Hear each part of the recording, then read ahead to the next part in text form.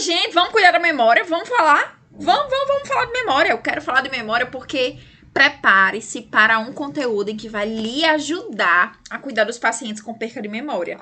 Prof, não acredito. Será que tem cura? Então eu vou ter como... Não, gente, calma. Não estou falando assim, né? Não estou falando de cura, mas estou falando de melhora, de ajudar o paciente a recordar fatos, de ajudar o paciente a perder a memória. Infelizmente, se ele já tem uma patologia, mais de maneira mais lenta, né? Incentivando cada vez mais para que ele busque informações em sua mente e que não fique tão dependente dos outros com realmente a perca da memória, porque a gente sabe que é muito incapacitante quando a gente perde a memória, quando a gente esquece de tudo, é algo que nos deixa assim mal, principalmente quando vem os lapsos de memória que você se lembra que você se lembra que você esqueceu, imagine que desespero, né? Então, por esse motivo, eu trouxe hoje esse conteúdo, né? O nosso material maravilhoso trabalha esse módulo, então é um módulo muito importante que eu quero que você vá aí, pegue seu material, já sente, já bote um ambiente aí tranquilo, pega teu caderno, pega teu lápis se precisar fazer anotação, pra gente começar mais um conteúdo, certo? Então, bora, vamos falar sobre memória. Isso serve pra nós também, viu? A gente tá tão agitado em correria do dia a dia que muitas vezes vamos ver aqui que o estresse pode causar a perca de memória. E aí, essas dicas que eu vou dar aqui também vai ajudar pra você. Você aí na sua correria, o que é que você pode fazer para melhorar aí a sua disposição e a sua memória. Então, vamos lá. Vamos iniciar com uma brincadeira. Na verdade, é um teste, né? Quero que vocês visualizem aí essa imagem por mais ou menos uns 10 segundinhos. Já tô contando o tempo. Quero que vocês observem as palavras e observem aí o contexto como um todo. Bora lá!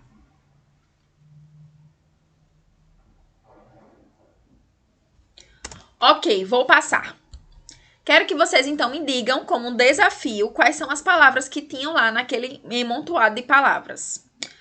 Dessas aí, dormir, tinha ou não tinha? Sono, tinha ou não tinha? E cansado, tinha ou não tinha? Ah, professora, eu acho que tem as 3. Ah, professora, acho que só tem uma. Não, professora, acho que não tinha nenhuma. Não, professora, com certeza tinha as 3, né? A maioria de vocês diz, não, tinha as 3, com certeza. Eu vi que tinha as 3. Eu me lembro, eu acabei de ver. Vou voltar então pra gente conferir. Se vocês perceberem, sono e cansado tem, mas dormir não tem. Então, por que que a minha mente, ela fixa aí e lembra, tem uma memória da palavra dormir, sendo que ela não estava? Esse é o primeiro desafio para vocês entenderem mais ou menos como nossa memória funciona, né? A nossa memória, gente, ela não funciona apenas com decoreba, com a informação lá pronta, fixa. Vou ler aqui sono, vou fixar e lembrar que tem lá essa palavra sono. Realmente, lembrar assim pode acontecer. Você pode decorar e aí, com 5 minutos eu pergunto, você lembra que tinha a palavra sono. Porém, a gente também aprende e memoriza através do contexto. Como aqui eu estava mostrando uma figurinha de um bebê dormindo, né? E todas as palavras aqui lembravam o ato de dormir, a gente acredita que aqui tinha a palavra dormir. Então, para vocês entenderem que o processo de memória, de codificação, ele é muito mais complexo do que apenas decorar palavras soltas. Geralmente, esse processo de aprendizagem e de memória também está associado a um contexto, certo? Então, só para a gente já ir se esquentando. E aí, então, o que seria memória? Qual é a definição desse termo memória? Memória, gente, nada mais é do que um processo pela qual a gente consegue codificar, armazenar e recuperar as informações quando eu quero daquela informação, quando eu acho necessário, certo? E é importante que a gente saiba que para todo o processo de aprendizagem eu preciso da memória. Então, para que eu aprenda uma fórmula matemática, para que eu aprenda português, para que vocês aprendam aqui o conteúdo, vocês vão ter que memorizar alguma coisa, né? Muitas vezes associar a alguma situação que você já passou de perda de memória e aprender de maneira associativa e decorando também. Então, o que é que, então, a gente leva dessa definição? Leva da definição que sempre que eu quero memorizar algo, né? Sempre que eu lembro da palavra memória, sempre que me revém a palavra memória, não é apenas o simples ato de ficar decorando alguma coisa. Tem todo um contexto, tem informações, tem codificação e todo o processo de aprendizagem, ele vai sim exigir um certo grau de memória. Por isso que muitos idosos ou muitas pessoas que têm patologias que vão tendo a perda da memória também vão desaprendendo a fazer as coisas. Então, tem paciente que começa a desaprender a como comer, começa a desaprender a andar, como engolir, a como deglutir, a como cuspir, como tossir. Então, são coisas que vão se perdendo ao longo do tempo, porque a memória vai se deteriorando e com ela vem também a perca de aprendizagem. Então, aquela pessoa não consegue aprender algo novo, nem consegue mais executar o que antes ela sabia, tá? E o que pode fazer a nossa memória falhar? Existem algumas situações que podem nos levar à falha de memória, certo?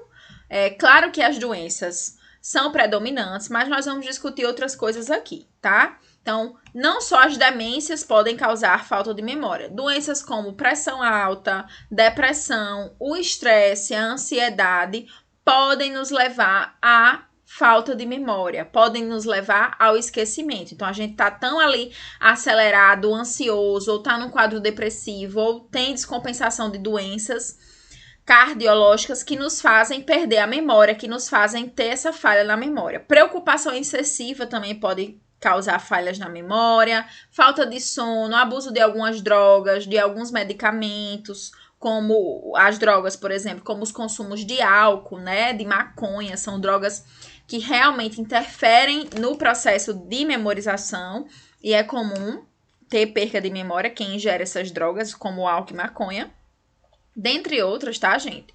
Mas essas são as principais que afetam a memória. E medicamentos como medicações para dormir. As medicações que induzem o sono, tarja preta, muitas vezes podem sim interferir na nossa memória, porque elas fazem um grau, né, de sedação tão grande que podem interferir no processo de aprendizagem, no processo de memória, certo? E além de tudo isso, tem as demências por si só, né? Tem as doenças que vão causar demência, que vão causar perda de memória. A mais conhecida é o Alzheimer, né? É a doença realmente mais conhecida, a gente trabalhou ela já, né, gente, no módulo de saúde e seus cuidados, né? Lembrem aí, meu povo, da 19 CDD 08, que a gente já trabalhou o Alzheimer. Lembra? Trabalhamos também Parkinson, que eu falei para vocês que é outra doença que também pode estar presente, a perca de memória. E existe a demência senil, gente, que é realmente a perca de memória com a idade, mas não é uma perca tão grande, é um esquecimento que acontece, né? O cérebro é como se ele fosse envelhecendo e aí realmente fica mais difícil dele acessar as informações e acaba tendo esquecimentos, mas não é como Alzheimer, que leva o paciente à morte por causa do quadro. Na demência senil, não, é aquele esquecimento de idade mesmo, que a gente sabe que pode existir. E como é que acontece o processo de formação de memória, né? A gente primeiro codifica a informação, recebe a informação, depois a gente armazena essa informação e depois a gente recupera quando eu preciso. Então, por exemplo, vocês estão aqui codificando as informações que eu estou passando para vocês, vendo a imagem, ouvindo minha voz, depois vocês armazenam essa informação e depois, quando vocês precisarem na prova ou no exercício, vocês vão recuperar informações que vocês estão absorvendo aqui, certo?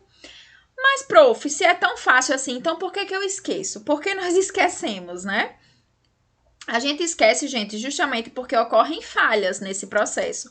Então, eu posso ter uma falha aí na hora da codificação, vocês podem não estar aqui escutando bem o que eu estou falando, ou não enxergando bem, isso pode comprometer a codificação aí da informação para vocês, ou falha na hora de reter a informação, então vocês não estão prestando muita atenção, estão num ambiente muito ruidoso, tem muita gente falando e vocês não conseguem fixar a informação, por isso que eu sempre peço para vocês irem para um ambiente silencioso. Ou falhas mesmo na recuperação, quando eu vou me lembrar daquilo, está aqui na ponta da língua, mas eu não lembro como é, eu não lembro o que é. Essa falha na recuperação, ela é muito comum no estresse, no turbilhão de coisas, quando a gente tá com muitas tarefas, muitas demandas, né? Muito estressado, a gente sabe que tá ali aquela informação, mas a gente não consegue resgatar, a gente fica, meu Deus, mas eu sei disso, eu sei, e acaba não conseguindo dar a informação por causa do estresse que tá ali presente, daquela ansiedade, certo? E quando é que então eu procuro ajuda? Quando é que eu vou orientar meu paciente a procurar ajuda ou quando eu necessito de ajuda? quando a perca de memória ela vai estar afetando a vida do indivíduo. Então, quando perceber que está tendo prejuízo no dia a dia, ele está desaprendendo a fazer coisas que antes ele fazia, ou que a perca de memória está, assim, levando ele a ficar triste, depressivo, ele não está entendendo o que está acontecendo, ele está muito ansioso, porque está vendo que está esquecendo das coisas. Então, esse é um ponto e um momento para se procurar ajuda, para ir atrás de meios em que possa conseguir procurar o porquê isso está acontecendo, né? Então, investigar. Nem sempre, gente, os quadros de demência acontecem assim, rapidamente. É progressivo. O paciente vai perdendo um pouquinho. Quando vê, já não lembra mais de nada, já não sabe mais de nada. Então, essa progressão, ela é lenta muitas vezes. Algumas doenças não, é mais rápida, mas em algumas ela é lenta. E aí, quando eu começo a perceber que tá mudando, que mudou de comportamento, que tá estranho, que tá esquecendo coisas que antes não esquecia, é bom sim consultar o médico, investigar e ver o que tá acontecendo. Beleza, gente? E como é que então eu posso aplicar algumas coisas para ajudar esse meu paciente a relembrar, a perder a memória mais lentamente, a ajudar ele a enfrentar essa situação? Exercitando a memória. Então, exercitando a mente. Como é que eu boto o meu paciente para exercitar a mente, professora? Claro, existem técnicas para isso, né? Uma delas, gente, são os joguinhos. Então, jogo de caça-palavras, dominó, jogos de cartas, jogos de memória, xadrez, seja o que ele gosta de fazer, o que ele jogava quando era, né, adolescente, quando ele era adulto, ou mesmo agora que jogava e joga ainda, porque tem muito idoso que ainda gosta de jogar jogos de carta, né, baralho. Incentive isso, jogue com ele, sente com ele, para jogar, para aprender ali alguma coisa nova, ensina a ele um jogo novo, como se joga Uno, por exemplo, compre um baralho diferente, de cor diferente, para que ele identifique as cartas. Então, usar essas estratégias é muito relevante. Além disso, gente, aqueles livrinhos mesmo de caça-palavras, aqueles livrinhos de charadas também podem ajudar, são baratinhos. Hoje a gente consegue imprimir isso na internet também, não precisa nem comprar, né? E aí a gente pode estimular ele a fazer também novas coisas, como aprender um novo idioma, aprender um instrumento. Claro, se ele ainda tiver aptidão física e mental para isso, certo, gente? Então, essas são técnicas que vão ajudar, sim, a melhorar a memória. Outra coisa interessante, estabeleça um diário do paciente, né? Então, escreva diariamente o que ele está fazendo das atividades. Então, de manhã à noite, escreva o que é que ele está fazendo. E aí, ao fim do dia, você pode revisar com ele o que é que ele fez. O que é que ele comeu no café, que horas ele assistiu televisão, qual foi o programa que ele assistiu, o que é que ele almoçou. São coisas pequenas que parecem não fazer diferença, mas que fazem uma diferença enorme. Então, sempre façam isso. Eu gosto muito dessa técnica do diário, porque funciona muito. Ao fim do dia, a gente perguntar, seu João, o senhor lembra o que fez de manhã? Vamos ler aqui, vamos rever o seu dia, vamos ver o que foi feito, né? Use um calendário, uma agenda, qualquer coisa, um caderno para fazer essas anotações. Isso vai auxiliar muito e vai ajudar ele a se sentir útil, vai ajudar ele a recordar as informações, ele vai dizer, poxa, que bacana, eu não lembrava mais disso e acabei de fazer, mas agora eu tô lembrando, né? Outra coisa que eu sempre gosto de falar para vocês são fotos, gente. Mostre fotos pro paciente, fotos antigas. Antigamente a gente tinha muito costume de imprimir fotos, hoje infelizmente isso não existe mais, né? Mas se possível, faça a impressão, bote porta-retratos, sempre mostrando para ele as pessoas da família, perguntando se ele conhece, se ele não conhece. Isso ajuda muito também, tá? Aqui mais algumas coisas, né? Adotar o calendário, como eu já falei, faça associações, mostre uma figura, né? Pergunte do filme e bote a música do filme para ver se ele lembra. Pode pedir para ele escrever o próprio diário, pode pedir para ele visualizar mentalmente aquele objeto que ele quer achar para ver se ele lembra onde botou, né? E repetir as informações sempre, repetir sempre que necessário, até que ele consiga memorizar ou pelo menos que consiga ficar mais tranquilo quanto a saber que você tá ali do lado e sempre que ele precisar de uma informação, você vai estar lá repetindo e falando para ele, certo, gente? Então, o que é que eu devo fazer? Como eu já falei, adote o calendário, use sempre o calendário, Promova o bem-estar do paciente, porque descanso, sono também ajuda a gente a lembrar das coisas, né? Pode ser que ele esteja muito cansado, sem dormir, isso possa estar prejudicando a memória dele. Realize sempre leituras interativas, relembre fatos e acontecimentos. Aí eu volto à questão do diário, que aí o diário pode ajudar. Evite rotina nos passeios, vá para um canto diferente que você nunca foi, para ele ver coisas novas. Estimule conversas, novas amizades. E ao fim do dia, relembre o dia. Faça um resumo do que aconteceu no dia. Como eu já dei a dica para vocês aqui, que funciona muito e dá super certo, viu, gente? Então, era isso, meu povo, para esse conteúdo, certo? Quero que vocês respondam o exercício, como sempre. E aí, pra gente revisar tudo e já ver o que eu posso achar lá no exercício, vamos lembrar o que é que a gente viu. Então, hoje nós falamos sobre o cuidador e a melhora da memória.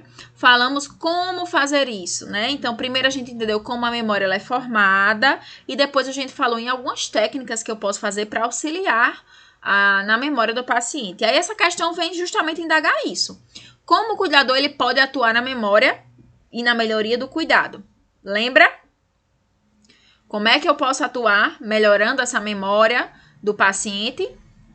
Joguinhos, o diário, fotos, assistir filme, perguntar sobre o dia no fim do dia, usar calendário, pedir para o paciente escrever um diário ou você escrever junto com ele. Então, são essas coisas, jogos de carta, charadas, tudo isso, gente, vai ajudar muito e vocês vão ver que, claro, a cura a gente não vai conseguir, mas pelo menos auxiliar esse paciente a ter uma perca de memória mais lenta, a gente vai conseguir. Beleza? Gente, o nosso próximo conteúdo, então falamos sobre memória, nosso próximo conteúdo vai ser violência e maus tratos, tá bom? Então, ó, opa, a professora se engasgou. A gente ficou falando aqui e se engasga. Então, nosso próximo conteúdo, ó, tá aqui, ó, violência e maus tratos, bonitinho pra vocês, capítulo 14, certo? Já vou dizendo que aqui, ó, depois de memória, tem avaliação, mas claro que a avaliação, né, a gente não tá impossibilitado de fazer, infelizmente, nessa situação em que nós estamos de pandemia, mas acredito que tá mais perto do que nunca, né? Então, por isso que a gente já vai pro capítulo 14, certo? E a avaliação fica a posteriori, mas a gente vai fazer, não se preocupem, certo? Então, um beijo, até o próximo conteúdo com violência e maus tratos. Aguardo vocês. Tchau, tchau.